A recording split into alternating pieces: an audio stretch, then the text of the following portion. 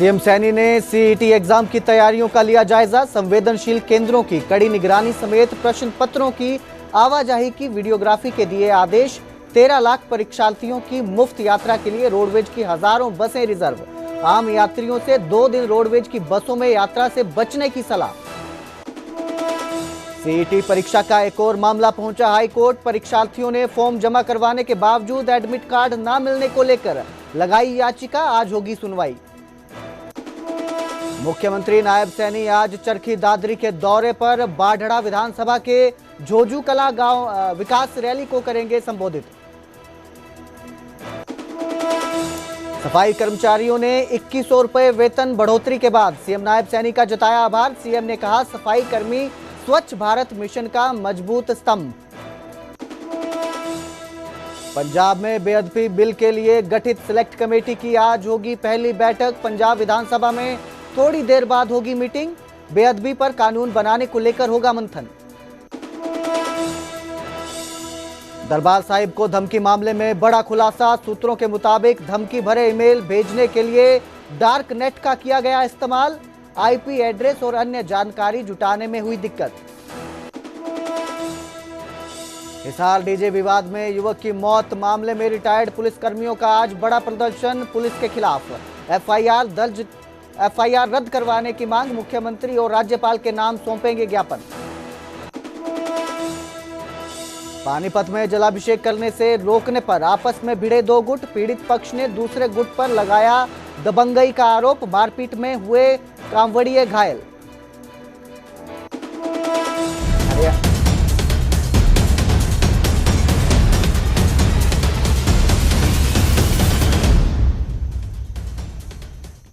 नमस्कार, स्वागत है न्यूज 18 पंजाब हरियाणा में। मैं आपके साथ कुलदीप भारद्वाज। बुलेटिन की शुरुआत करेंगे सीईटी एग्जाम से। हरियाणा में 26 और 27 जुलाई को सीईटी का एग्जाम होगा।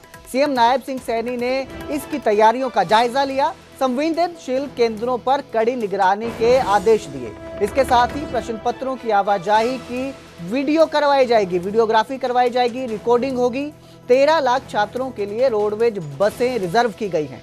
परीक्षार्थियों को फ्री में बस यात्रा की सुविधा मिलेगी। आम यात्रियों को इस दौरान रोडवेज से सफर करने से बचने की सलाह दी है। प्रशासन ने परीक्षा सुरक्षा को लेकर विशेष प्लान बनाए हैं। तो 26 जुलाई को और 27 जुलाई को ये परीक्षाएं होने वाली हैं, जिसको लेकर खुद सीएम नायब सिंह सैनी ने तैयारियों का जायजा लिया। इसके साथ ही जितने भी संवेदनशील केंद्र हैं वहां पर कड़ी निगरानी रखने के आदेश दिए हैं। जो प्रश्न पत्र हैं, क्वेश्चन पेपर रहेंगे, उनकी आवाजाही की वीडियो रिकॉर्डिंग करवाई जाएगी। इसके साथ ही जितने भी छात्र हैं, 13 लाख छात्र, उनको रोडवेज की बसें रिजर्व की गई हैं उनके लिए, ताकि वो परीक्षा वाले दिन परीक्षा केंद्रों तक पहुंच सकें। इसके लिए फ्री यात्रा की सुविधा दी गई है।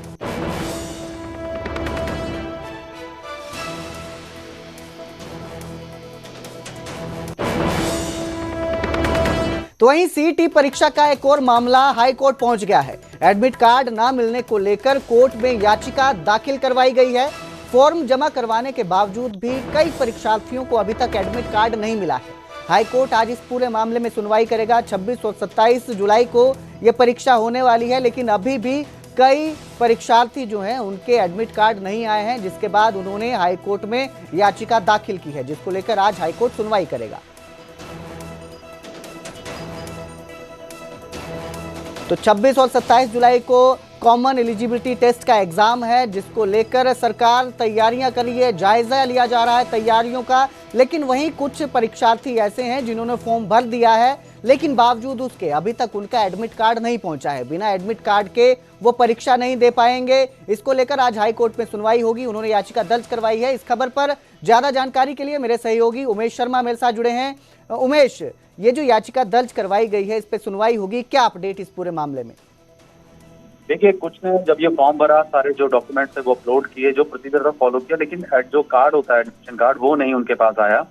और वो जो कार्ड के लिए उन्होंने याचिका दाखिल की। काफी दर्जनों की तादाद में ऐसे जो परीक्षार्थी हैं, उन्होंने पंजाब हरियाणा हाई कोर्ट का रुख किया है, जिस पर आज सुनवाई होनी है। और उसमें साफ कहा है कि जो आयोग है, चयन आयोग है, उसको निर्देश दिए जाएं कि जो कार्ड है उनको कार्ड वो दिया जाए, ताकि वो एग्जाम में बैठ सकें। क्योंकि उनको तकनीकी कारणों से या कोई कारण रह गया है तो वो बताया जाए, ताकि वो अपना एग्जाम मिस ना कर पाए और जो रीजन है वो उनको बताकर उनके कार्ड इशू किए जाएं। इस मांग को लेकर पंजाब हरियाणा हाई कोर्ट का रुख किया है और इस पर आज सुनवाई होनी है। देखना होगा कि सुनवाई में क्या रहता है। जी, यहाँ पे एक सवाल यह भी उठता है कि क्या उन्होंने जो फॉर्म जमा करवाए थे उनमें कुछ खामियां थी जिसकी वजह से कार्ड अभी तक नहीं मिले हैं? ये कुछ जानकारी सामने आई इसको लेकर?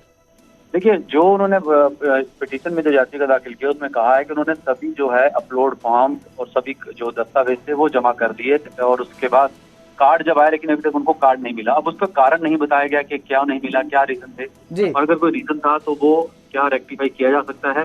लेकिन उनकी मांग है कि उनको एग्जाम में बैठने दिया जाए जी, ताकि वो अपना कम से कम जो है वो एग्जाम दे।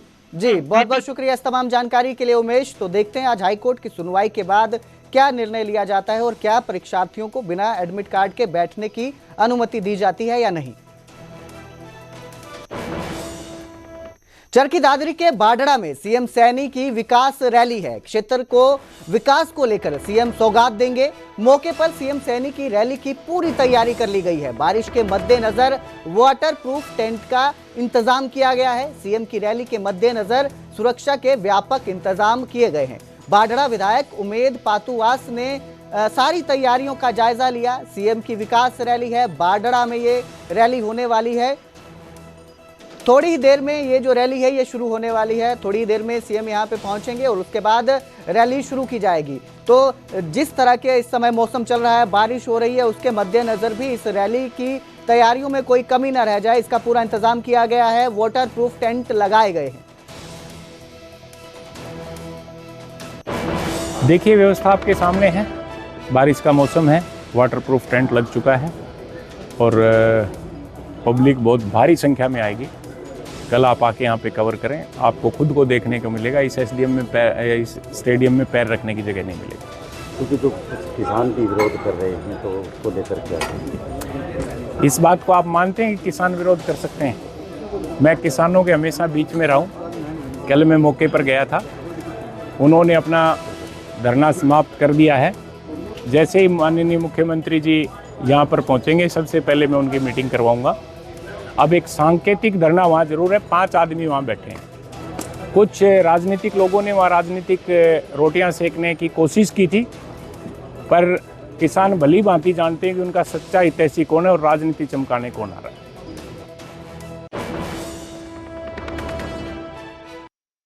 और वेतन में 2100 रुपए की बढ़ोतरी की थी, जिसको लेकर जो कर्मी है, सफाई कर्मी, उन्होंने सीएम सैनी का आभार जताया। सीएम ने सफाई कर्मचारियों को बताया प्रदेश की रीढ़, जो सफाई कर्मचारी हैं वो प्रदेश की रीढ़ हैं। स्वच्छ हरियाणा बिना सफाई कर्मचारियों के असंभव है, सीएम सैनी ने ये कहा है। उन्होंने कहा कि हर गली मोहल्ले की स्वच्छता में कर्मियों की मेहनत है। शहरी सफाई कर्मियों का वेतन बढ़ के 17,000 मासिक हुआ है। ग्रामीण सफाई कर्मियों का वेतन बढ़कर 16,000 रुपए मासिक हुआ है। सिवरेज में मृत्यु पर 10 लाख रुपए का बीमा राशि देना भी तय किया गया है। सोनीपत को सबसे स्वच्छ शहर का सम्मान भी मिला है। करनाल ने स्वच्छता में देश में 3रा स्थान हासिल किया है। सरकार समान अधिकार और अवसर देने के लिए वचनबद्ध है। तो सफाई कर्मचारी जितने भी रहते हैं, उन्होंने सीएम सैनी से चंडीगढ़ में मुलाकात की और 2100 रुपए वेतन में बढ़ोतरी होने पर आभार जताया।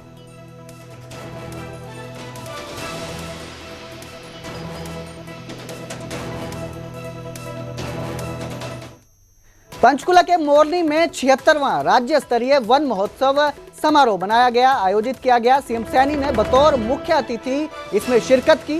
मंत्री राव नरबीर सिंह, विधायक शक्ति रानी शर्मा भी मौजूद रहे। एक पेड़ मां के नाम अभियान को बढ़ावा देने की लोगों से अपील की गई। मुख्यमंत्री सैनी ने मोरनी को टूरिस्ट हब बताया और कहा कि यहाँ पर बहुत सारे लोग घूमने आते हैं, टहलने आते हैं। थापली से कालेसर तक नेचर ट्रेल की शुरुआत। हरियाणा में 2 करोड़ 10 लाख पौधे लगाने का लक्ष्य निर्धारित किया गया है। हर परिवार एक पौधा लगाए, संरक्षण का संकल्प ले, ये सीएम सैनी ने सबसे अपील की है। एक पेड़ मां के नाम अभियान की शुरुआत की हुई है, उसके तहत भी सबसे अपील की है कि हर व्यक्ति एक पेड़ लगाए। पेड़ लगाएंगे तो प्रकृति हमारी रक्षा खुद करेगी। एक गांव है, उसमें एक नाबालिग लड़की तो टेम्पलसोन में पढ़ती है, तो उसके पड़ोस में ही 2 लड़के रहते।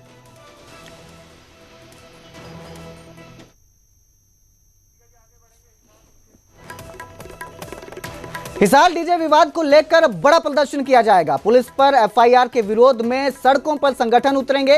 क्रांतिमान पार्क में आज हजारों लोग एकत्रित होंगे। सेवानिवृत्त पुलिसकर्मी और सामाजिक संगठन इसमें हिस्सा लेंगे। लघु सचिवालय तक विरोध मार्च किया जाएगा। मुख्यमंत्री और राज्यपाल के नाम ज्ञापन सौंपा जाएगा। एफआईआर रद्द करने की मांग की जाएगी। हरियाणा के विभिन्न जिलों से लोग हिसार पहुंच रहे हैं। इस प्रदर्शन में हिस्सा लेने के लिए इकट्ठे हो रहे हैं। आपको बता दें, डीजे विवाद को लेकर जो मामला है वो लगातार तूल पकड़ता जा रहा है। 7 जुलाई का ये मामला है जब डीजे बंद करवाने को लेकर पुलिस पहुंची थी और इस दौरान कुछ युवकों ने पुलिस पर हमला किया। जब पुलिस उनके पीछे भागी तो छत से कूदने की वजह से एक युवक की मौत हो गई थी, जिसके बाद ये विवाद लगातार तूल पकड़ता गया और पुलिस पर जो पुलिसकर्मी डीजे बंद करवाने पहुंचे थे उन पर एफआईआर की गई। जिसके बाद अब इसके विरोध में लोग उतरे हैं, संगठन उतरे हैं और उनका कहना है कि अगर ड्यूटी करने वाले पुलिसकर्मियों पर एफआईआर की जाएगी तो फिर ड्यूटी कौन करेगा। हम चोरी, ठगी, बेईमानी करने के लिए नहीं, हमें पानीपत में कांवड़ियों पर जानलेवा हमला हुआ। शिवरात्रि पर कांवड़ियों को जलाभिषेक करने से रोका गया। मंदिर में घुसते ही कांवड़ियों पर जानलेवा हमला हुआ। हमलावरों ने जाति सूचक गालियां दी, ऐसा पीड़ित का कहना है। आरोप लगाए हैं पीड़ित ने। मारपीट में कई कांवड़िए घायल हुए हैं। अस्पताल में भर्ती दोनों ग्रुपों में पुरानी रंजिश जिसको लेकर ये विवाद हुआ, ये भी आरोप लग रहे हैं। ये भी जानकारी सामने आ रही है कि दोनों ग्रुपों में पुरानी रंजिश थी जिसको लेकर विवाद हुआ और फिर मामला झड़प तक पहुंच गया। पुलिस को इस पूरी वारदात की सूचना दी गई है। कार्रवाई की मांग की गई है। जरा हमारे द्वार गए थे तो आते हुए रास्ते में उन्होंने पहले झगड़ा किया हमारे साथ। वहाँ से आने के बाद फिर उन्होंने हम गांव में पहुँचे तो गांव की परिक्रमा करके हम मंदिर में घुसे ही गए तो वो सारे लटले भी खड़े थे पूरे। जितना भी उनका कैंटर गया था 70-75 जन होगा। अब बात करेंगे भारतीय कबड्डी टीम के पूर्व कप्तान और अर्जुन अवार्डी दीपक हुड्डा की, जो गंगा में डूबने से बाल बाल बचे।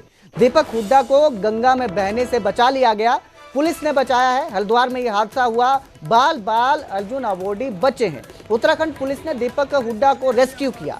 शिवरात्रि पर गंगा स्नान करने के दौरान ये हादसा हुआ था।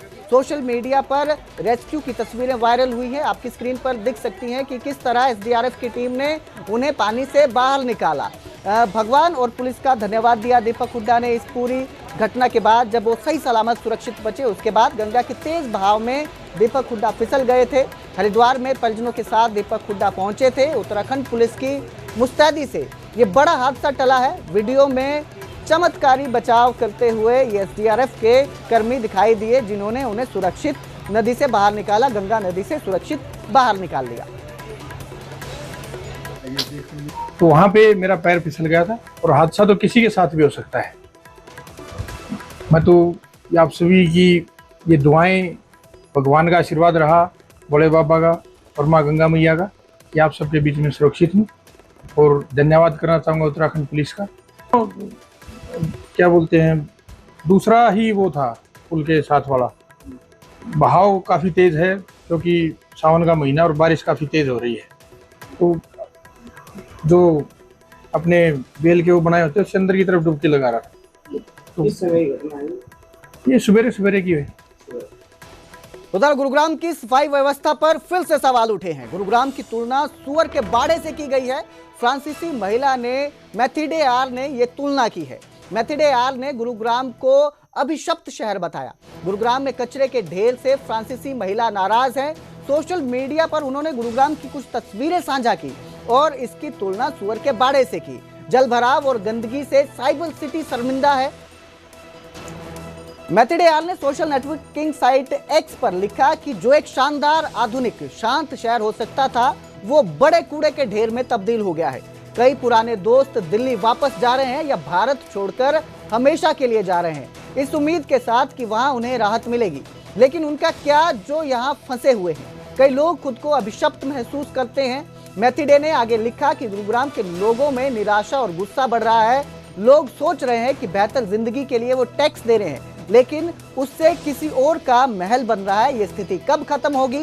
नगर पालिका कब तक पुराने जमाने की मशीनों और कचरा प्रबंधन प्रणालियों का इस्तेमाल करती रहेगी, हमारी गायों को मारती रहेगी और सदियों से पोषित प्रकृति को प्रदूषित करती रहेगी, जबकि हमारे पड़ोसी देश अच्छे प्रबंधन, निवेश, पर्यटन और भ्रष्टाचार मुक्त नीतियों की बदौलत स्वच्छता और विकास में फल फूल रहे हैं। मैथिडी ने यह भी लिखा कि क्या सच में लगता है कि पर्यटक यहां आना चाहेंगे? जब वे यहां आएंगे तो उन्हें गंदगी और खतरनाक सड़कों पर चलना पड़ेगा। गुरुग्राम में अगर आप घर से बाहर निकलने की हिम्मत करते हैं तो आपको गंदे पानी और लोगों के मल से होकर गुजरना पड़ सकता है। अपनी गलतियों से निकलने की कोशिश में सड़क पर मरना तक पड़ सकता है। आपके पास नालियों से बनी गंदगी से भरी नदी पार करने के अलावा और कोई विकल्प नहीं है। तो ये फ्रांसीसी महिला है जिसने गुरुग्राम में गंदगी को देखते हुए अपनी नाराजगी जाहिर की है।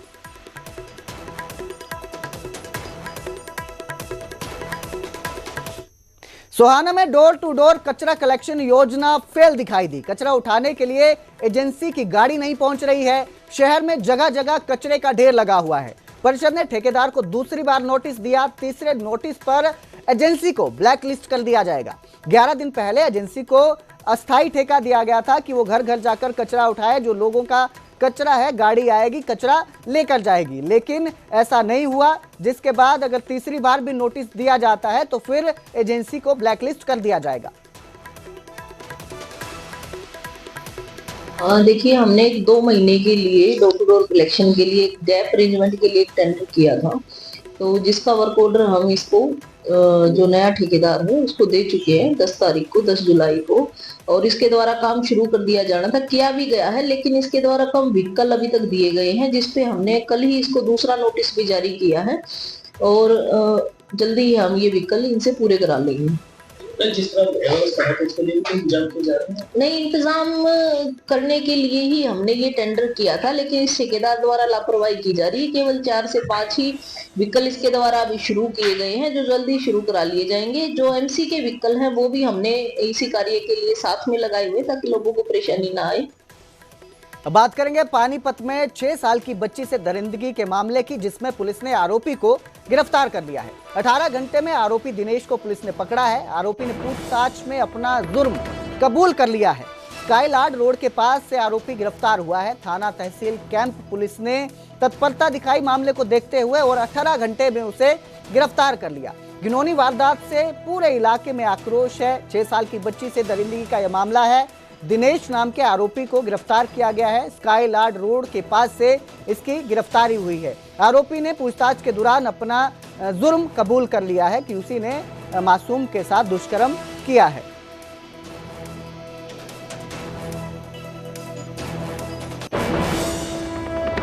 रोहतक में धर्मांतरण गिरोह का जाल फैला हुआ है। धर्मांतरण गिरोह के चुंगल में फंसी लड़की शादी से पहले धर्मांतरण गिरोह ने घर से भगा लिया।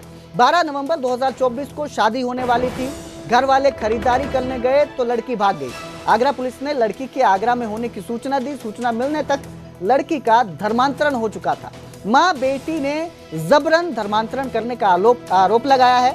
धर्मांतरण करवाने वालों को कड़ी सजा देने की मांग की है। तो रोहतक में ये जो धर्मांतरण करने वाला गिरोह है, इसका भंडाफोड़ हुआ है और एक लड़की जो है उसे शादी से पहले भगा लिया गया, धर्मांतरण कर लिया गया। जबरदस्ती धर्मांतरण करने के आरोप लगे।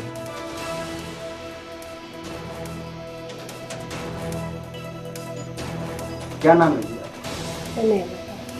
स्नेहलता जी, ममता के साथ क्या घटना हुई?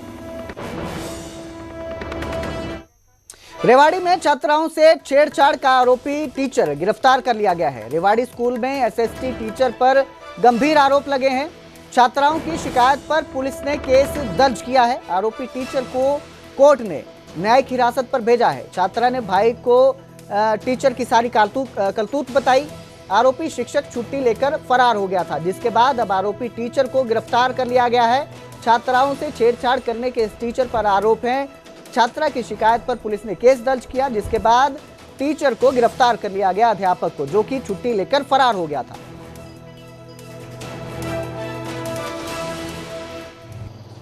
देखिए, मैं आपके संज्ञान में लाना चाहता हूँ कि हमसे कुछ दिन पहले 18 तारीख को हमारे रेवाड़ी ज़िले में थाना क्षेत्र खोल के एरिया में एक कंप्लेंट मिली थी, जिसमें पॉक्सो एक्ट के और छेड़छाड़ के एलिगेशन लगे थे, जिस पे पुलिस ने, रेवाड़ी पुलिस ने तुरंत प्रभाव से इसमें मुकदमा दर्ज करके अपनी इन्वेस्टिगेशन शुरू कर दी।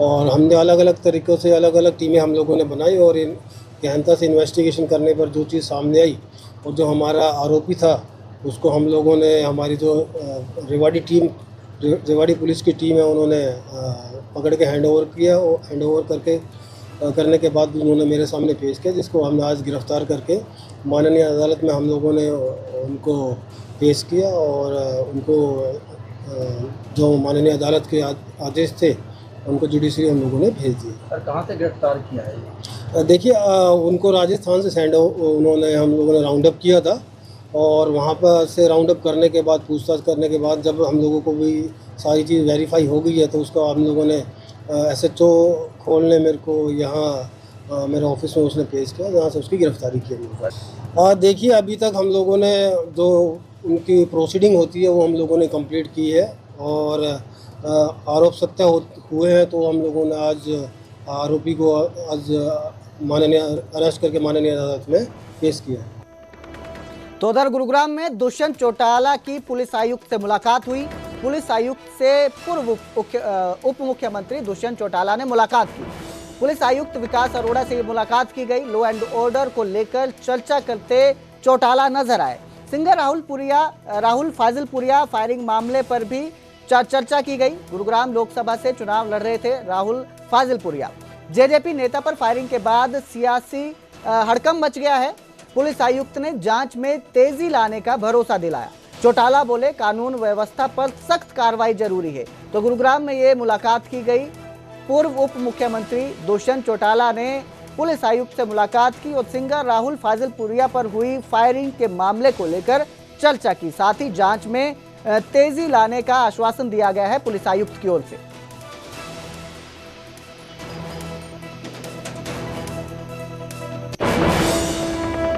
दिल्ली सरकार हरियाणा से ITO बैराज का पूरा नियंत्रण मांगेगी। बाढ़ प्रबंधन के लिए बैराज नियंत्रण को जरूरी बताया है। 2023 में ITO बैराज क्षेत्र में बाढ़ आ गई थी। बैराज के क्षतिग्रस्त गेटों से बाढ़ की आशंका बढ़ चुकी है।